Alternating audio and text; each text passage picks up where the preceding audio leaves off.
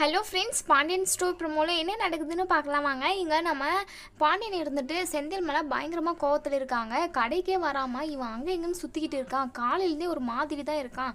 எங்கே போனான் இந்த செந்தில் அப்படின்னு சொல்லிட்டு கோமதிக்கிட்ட கத்திக்கிட்டு இருக்காங்க. அப்போ தான் நம்ம மீனாவும் நம்ம செந்திலும் வீட்டுக்கு வராங்க. இங்கே எங்கடா ஊரை போய் சுற்றிட்டு வர அப்படின்னு சொல்லி இங்கே செந்திலை பயங்கரமாக திட்டிக்கிட்டு இருக்காங்க. அப்போ தான் நம்ம மீனா வந்து சொல்கிறாங்க என்ன நடந்துச்சு அப்படின்ட்டு.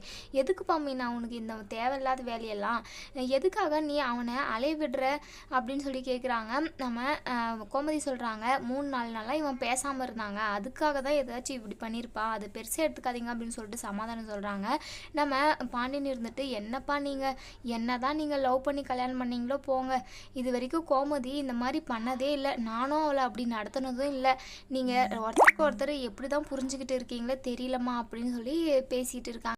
மறுநாள் நம்ம பாண்டியனோட பர்த்டே. நம்ம மீனா, ராஜி, மயிலுன்னு 3 பேரும் செமையாக சர்ப்ரைஸ் பண்ணி நம்ம பாண்டியனை அசத்துறாங்க. ஒரு நிமிஷம், எதுக்குப்பா இதெல்லாம் தேவையில்லாமல் பண்ணிக்கிட்டு இருக்கீங்க, வீண் செலவு தானே இதெல்லாம் அப்படின்னு சொல்லி சொல்கிறாங்க. அதெல்லாம் ஒன்றும் இல்லை மாமா, இப்போல்லாம் இதெல்லாம் ட்ரெண்டிங் ஆயிடுச்சு, அதுவும் இல்லாமல் நம்ம மனசுக்கு ரொம்பவே சந்தோஷமாக இருக்கும் இந்த மாதிரி பர்த்டே பார்ட்டியெல்லாம் கொண்டாடணும் அப்படின்னு சொல்லிட்டு ட்ரெஸ் எல்லாத்தையுமே கிஃப்டாக கொடுக்குறாங்க. இதெல்லாம் பார்த்து பயங்கரமாக சந்தோஷப்படுறாங்க. அதே சமயம் நம்ம பாண்டியன் இருந்துட்டு நான் கலர் ஷர்ட்டெல்லாம் போடுறதில்ல அப்படின்னு சொல்லி சொல்கிறாங்க. இருக்கட்டும் மாமா, இன்றைக்கி ஒரு நாள் டிஃப்ரெண்ட்டாக போடுங்க அப்படின்னு சொல்லி சொல்கிறாங்க.